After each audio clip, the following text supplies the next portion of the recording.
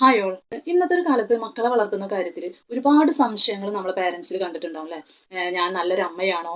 ഞാൻ വളർത്തുന്ന രീതി ശരിയാണോ? എന്നിങ്ങനെ ഒരുപാട് സംശയങ്ങൾ കണ്ടുവരാറുണ്ട് അല്ലേ? നമ്മളെപ്പോഴും മക്കളെ വളർത്തുന്ന കാര്യത്തിൽ ആ ഒരു ഫൗണ്ടേഷൻ നമ്മൾ നല്ല രീതിയിൽ ക്രിയേറ്റ് ചെയ്യാനാണ് നമ്മൾ ആദ്യം ശ്രദ്ധിക്കേണ്ടത്. ഇപ്പൊ നമ്മളൊരു ബിൽഡിംഗ് പണിയാണെങ്കിൽ അതിന്റെ ഒരു ഫൗണ്ടേഷൻ എത്രത്തോളം സ്ട്രോങ് ആയിട്ട് നമ്മൾ ബിൽഡ് ചെയ്യുന്നുവോ അതിനനുസരിച്ചായിരിക്കും അതിന്റെ മുകളിലുള്ള ഓരോ നിലയും കൊണ്ടുപോകാനായിട്ട് സാധിക്കുള്ളൂ. പക്ഷെ നേരെ മറിച്ച് ആ ഒരു ഫൗണ്ടേഷൻ സ്ട്രോങ് അല്ലെങ്കിൽ അതിന്റെ മുകളിൽ എത്ര ഹൈറ്റിൽ കെട്ടി കൊണ്ടുപോയാലും അത് കൂടുതൽ കാലം നിലനിൽക്കില്ല. അതുപോലെ തന്നെയാണ് നമ്മൾ മക്കളെ വളർത്തിയെടുക്കുന്ന സമയത്തും ആ ഒരു ഫൗണ്ടേഷൻ എപ്പോഴും നല്ല സ്ട്രോങ് ആയിട്ട് കൊണ്ടുപോകാനായിട്ട് ശ്രദ്ധിക്കണം എന്നുള്ളതാണ്. 5 വയസ്സ് വരെയുള്ള ഒരു പീരീഡിൽ നമ്മൾക്ക് അവർക്ക് വേണ്ടതെല്ലാം നമ്മൾ ചെയ്തു കൊടുത്ത് നമ്മളെ മക്കളെ വളർത്തി കൊണ്ടുവരിക.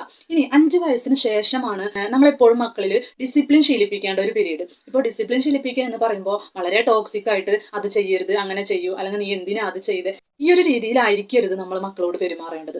5 വയസ്സ് മുതലുള്ള വളരെ ചെറിയൊരു പ്രായമാണല്ലേ, ആ ഒരു പ്രായത്തിൽ നമ്മൾ എന്താണോ അവർ ശീലിപ്പിച്ചു കൊണ്ടുവരുന്നത് അത് തന്നെയായിരിക്കും അവർ ഫ്യൂച്ചറിലും പഠിച്ചു വരുന്നത്. അതുപോലെ തന്നെയാണ് ഈ ഒരു 5 വയസ്സ് മുതലുള്ള ഒരു പീരീഡിൽ നമ്മൾ ചെറിയ ചെറിയ ശീലങ്ങളിൽ അവരെ പഠിപ്പിച്ചെടുക്കുക. ഇപ്പൊ അവർ കഴിച്ച പ്ലേറ്റ് എടുത്തു കൊണ്ടുവയ്ക്കാൻ അവരോട് അത് എടുത്തു കൊണ്ടുവയ്ക്കടാ എന്ന് ദേഷ്യത്തോടെ പറയാതെ, അമ്മയുടെ പ്ലേറ്റ് എടുത്തു, മോനും മോന്റെ പ്ലേറ്റ് എടുത്ത് കിച്ചണിലേക്ക് വായോ, അമ്മേനൊന്ന് ഹെൽപ്പ് ചെയ്യൂ എന്നൊക്കെ പറയുന്ന സമയത്ത് കുട്ടികൾക്ക് ചെറിയ ചെറിയ കാര്യങ്ങളൊക്കെ ചെയ്യാൻ ഭയങ്കര ക്യൂരിയസ് ആയിരിക്കും അല്ലേ? അപ്പൊ അമ്മ അങ്ങനെ പറയുന്ന നേരത്ത് അവനും അത് ചെയ്യാനായിട്ട് താല്പര്യത്തോട് കൂടെ അത് ചെയ്യും. അപ്പൊ സ്ഥിരമായിട്ട് ഇതുപോലെ പ്ലേറ്റ് എടുത്ത് കൊണ്ടുവയ്ക്കുന്ന ശീലമായിട്ട് അത് മാറാണല്ലേ ചെയ്യുന്നത്. ഇതുപോലെ തന്നെ ചെറിയ ചെറിയ ഓരോ ശീലങ്ങളും നമ്മൾ അവനിൽ ക്രിയേറ്റ് ചെയ്ത് കൊണ്ടുവരാം. പിന്നീട് അത് അവൻ ഫ്യൂച്ചറിലും അത് അവന്റെ ലൈഫിൽ കൊണ്ടുപോകുമെന്നതാണ്. ഇപ്പൊ തെറ്റുകൾ ചെയ്യുന്ന സമയത്ത് പെട്ടെന്ന് തന്നെ നീ എന്തിനാ അത് ചെയ്ത് എന്നൊക്കെ പറഞ്ഞ് ദേഷ്യപ്പെടുന്നു, അടിക്കുന്നു, പലതരത്തിൽ അവനോട് പെരുമാറുന്നു അല്ലെ. പക്ഷെ അതിന് പകരം ആ ഒരു സമയത്തിന് ശേഷം അവൻ കാമായിട്ട് അവനോട് പറഞ്ഞ് നമ്മൾ മനസ്സിലാക്കുക, മോൻ എന്തിനാ അങ്ങനെ ചെയ്തത്, ബാഡ് ആയിട്ടുള്ള കാര്യമാണ്, അങ്ങനെ ചെയ്യരുത്, അച്ഛനമ്മയ്ക്ക് ഒരുപാട് വിഷമായി മോൻ അങ്ങനെ ചെയ്തപ്പോ എന്നൊക്കെ പറയുന്ന സമയത്ത് മകൻക്കും അത് തോന്നാണല്ലേ, ഓ ഞാൻ ചെയ്ത് ശരിയായില്ല എന്നൊക്കെ.